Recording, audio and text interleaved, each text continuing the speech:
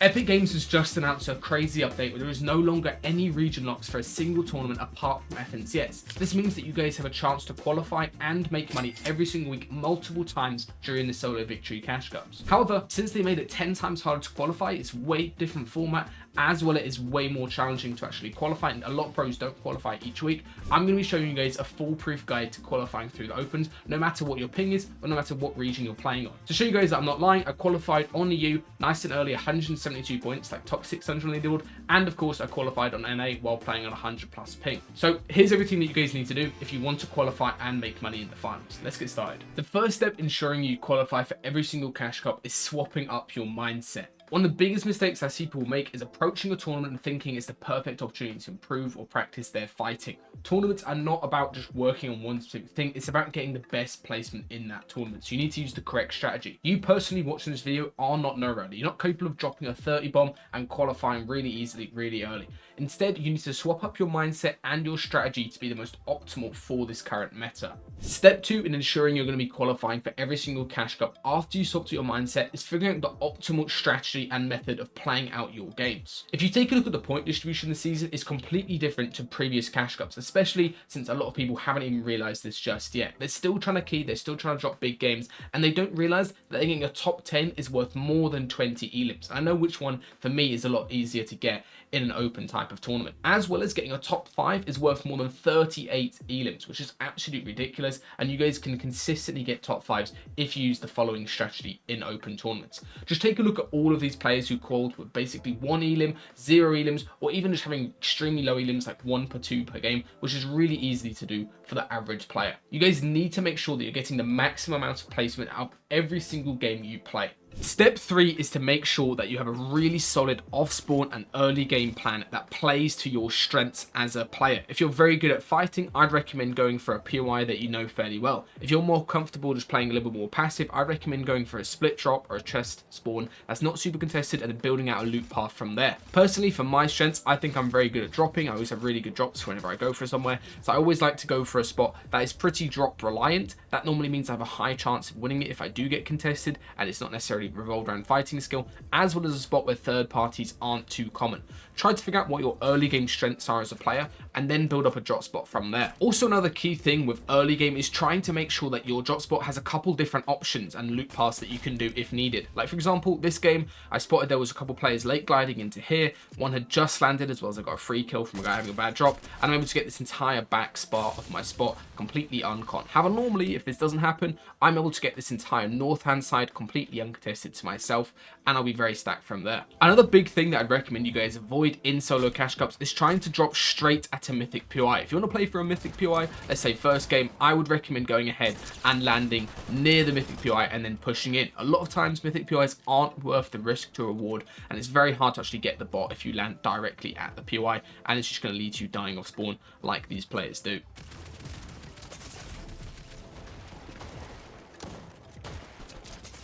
Now, the next step in ensuring you're qualifying for more tournaments is making sure that you know when and how to take fights. Just because you've got a really placement-based format doesn't mean you should be going for 0 kill wins. You should still know how and when to take fights. So, perfect example right here. This fight basically hits all criteria that I would recommend for having a good fight.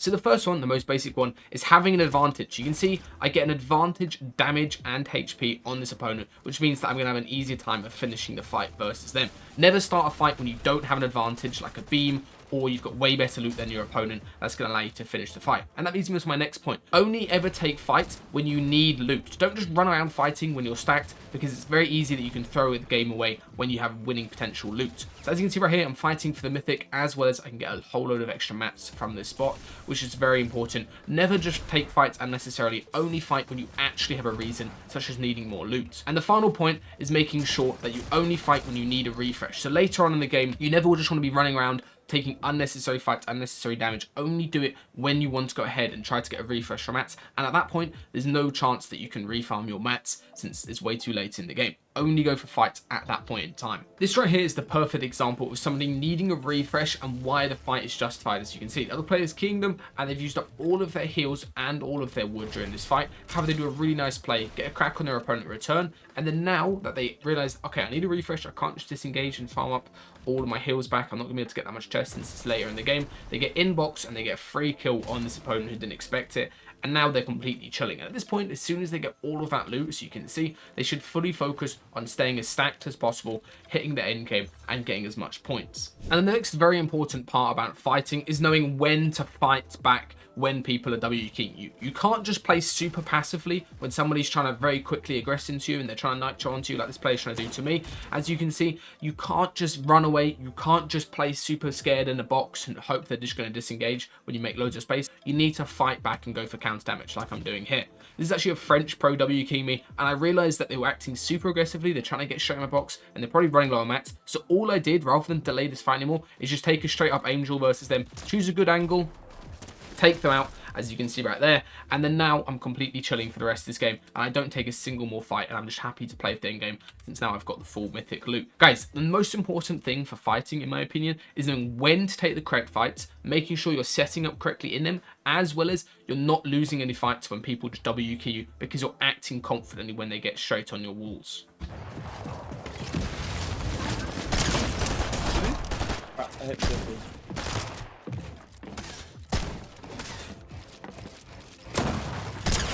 Oh my god, Boopy, what happened there, bud?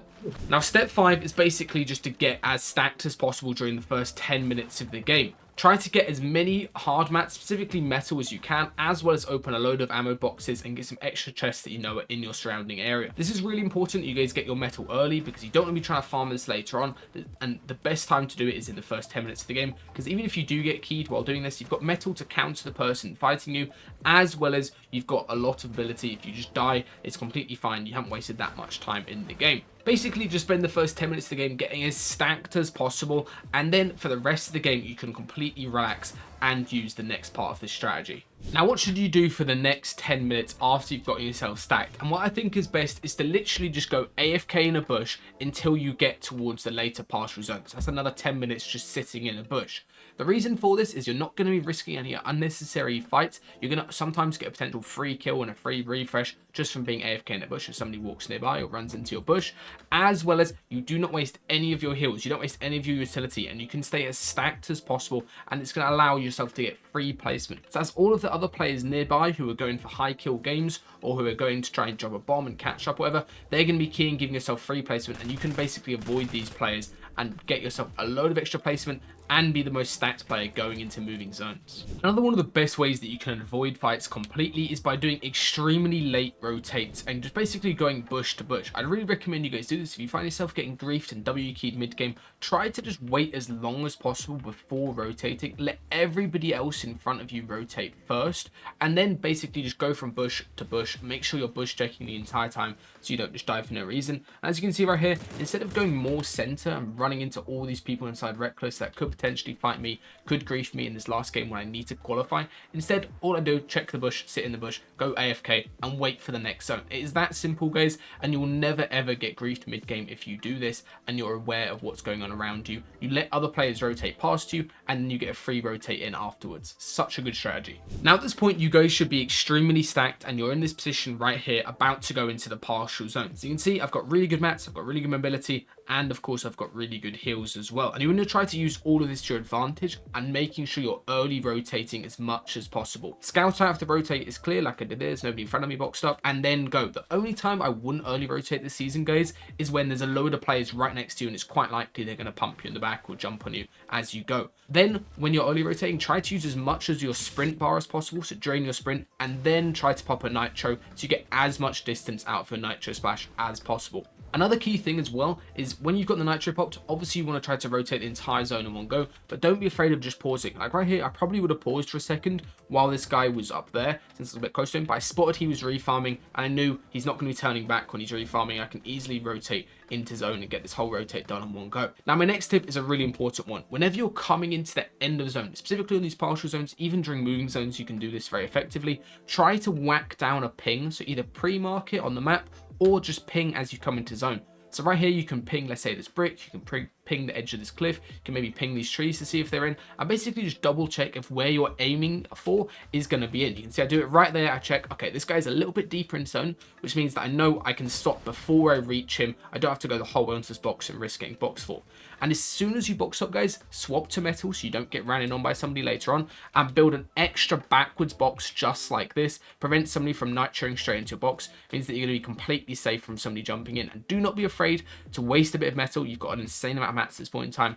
Build always 2 metal boxes to make sure you do not get keyed in situations like this. Another very important key to make sure you're qualifying is not getting yourself griefed by opening loads of edits and fighting people for absolutely no reason. Especially this season, whenever you open an edit, that wall is going to be low HP and it means somebody can run in straight away. So you need to always be hyper aware of that. Make sure you're sitting in a full built metal box at all points in time and not just editing for no reason. Like right there, I could potentially spray that guy miles away. However, it's so unlikely I get the kill or the loot. And again, the kills aren't even worth it in this format. It's more so about making sure you get consistently into the later moving zones so you get as much placement as possible. If you are going to edit, I'd recommend doing a really smart edit like I'm doing on the floor there, making sure you're barely peeking, and straight away I reset it, make sure I can't get ran on by anybody, and I'm completely safe. One very important thing to remember is that the first game of any type of cash cup is usually going to be the easiest. It's going to be filled with the worst players, so you need to make sure that this first game that you play counts the most. And what I'd really recommend doing is just playing really smart during your first game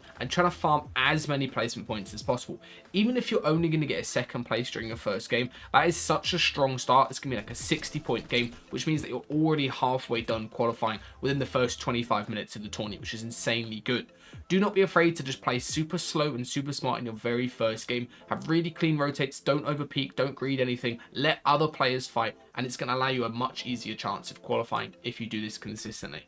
Now, at this point in time, you guys should be insanely stacked going into moving zones. So how do you make sure you don't just die first moving or during partial zone zoning and for absolutely no reason? And the key thing that you want to do is make sure you're always rotating by having good awareness on what's going on around you. Use visual audio to your advantage. Right here, as you can see, I paused, and the only reason I did that was because I saw visual audio of somebody right over here, and it looks like this guy is just being super aggressive for a refresh, and they're trying to jump on somebody. Never ever rotate when you can see a visual audio footstep like right next to you. It's a really big footstep, you can hear it loudly. Make sure you just pause, let them rotate first, and then try to catch a nice timing where you're following them just behind.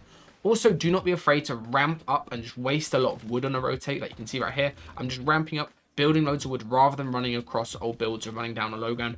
And the key thing is making sure that you're blocking angles with that wood. And then once you get into the end of zone, again, build metal, make sure you're blocking your back by editing a cone or doing a stair like I was saying earlier, and make sure you're getting yourself into the best position possible. So you can see I'm trying to get myself onto high ground here, being able to play for high ground, which is so important for any type of solo opens. High ground is so free. Talk about that in a second. One of the absolute best tips I can give you guys if you want to start winning more games in opens of a tournament is just start going for high ground, especially during first or second moving or any time where you just get a big map refresh. As soon as you're so healed up and you're full HP, start thinking about, can I take high ground from the front side of the zone? This is one thing that I've started doing a lot more. It's just realizing that people don't even look up at height during these open games because they're so worried about all the other players down on low ground and trying to fight for refreshes. And if you're the most stacked player in the lobby, as you can see here, 114 builds compared to all these other players running around on low ground who are a lot more scuffed and just a little bit worse on mats. As you can see, sometimes you're going to get a really easy high ground hold and nobody's even going to be able to look up.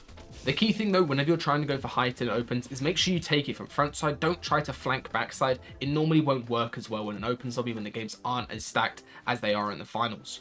Another key thing, as soon as you take height, remember to be aware of anybody flanking backside, so people trying to sneak up on you with floppers or anything, as well as make sure you pressure people front side. Whenever somebody builds up on front side, try to shoot them and pressure them so they're not going to be looking up anymore, as you can see that I'm doing right there. And this is going to allow you to get an easy top 2 situation, as long as you play out your stacked out mats up on high ground, and always be aware that you need to have a backup option. If you get chopped, try to have a dash like I've got here, or you can even use the nitro splashes to get down without taking full damage. Another strategy that I'd recommend that you guys do is carrying medkits going into end games, especially when you're avoiding fights mid game. You don't need to be carrying loads of shield. What you can do is just carry 3 medkits instead, and as soon as you run out of mats or you're in a really scuffed position end game, just start playing those medkits for as much placement as possible. Again though, sometimes it's better to actually go into zone and then try to repop a medkit like I do in this clip right here, rather than just playing one medkit back in Storm and dying basically completely for free. As you can see, I get myself into the end zone with that one medkit, and I keep playing it as Storm hits me to farm myself as much placement. And just from playing those medkits,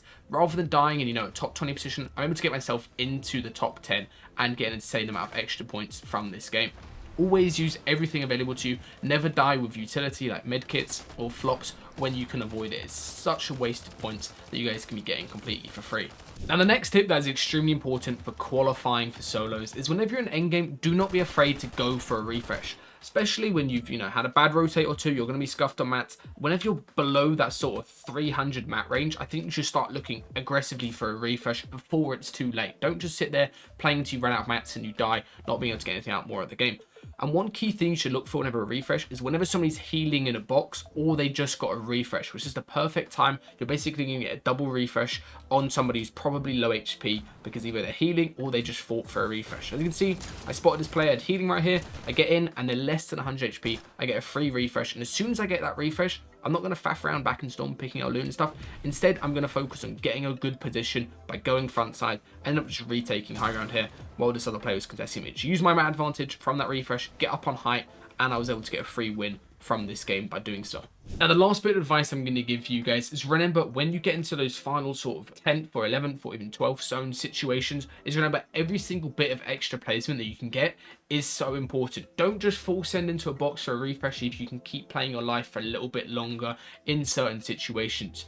As you can see right here, if you survive from getting top 10, which is 21 points, into a top 3, that's 48 points. Even just getting a top 5 is worth an extra 17 additional points rather than just dying in top 10, trying to fight for no reason. Never be afraid to just go back in Storm, die early, rather than trying to take a shotgun trade versus somebody they're likely to lose. It's so important you get every single placement as possible during those final zones. Alright, that's all for this video. If you want a more in-depth solo guide, I posted one on my YouTube a few days ago. I'll link it down on the left. And if you want some more in-depth videos on this current FNCS meta, then go check out this video on the right. Home team decision 4. Oh. I see what you mean. Get me on the high ground, boys! Get me on the high ground! Get me on the high ground! Get me up! Get me up! Get me up! Keep cranking 90s, bro. It goes up a mountain. Keep cranking. Oh, nice. 200. Get the fuck out. Did anybody doubt the qual? Did anybody doubt? I doubted it personally, but did anybody else doubt? Alright, that's all for this video. Please leave a like if you enjoyed, and if you want some more in-depth videos on how pros win games in Season 3, there's a video on the left that you can watch, as well as if you want to learn how to master solos this season, then go check out the video on the right. Also, if you want to get coached by me, check out the link down below. Every single person in that group is making insane progress, and I'd love for you guys to join us.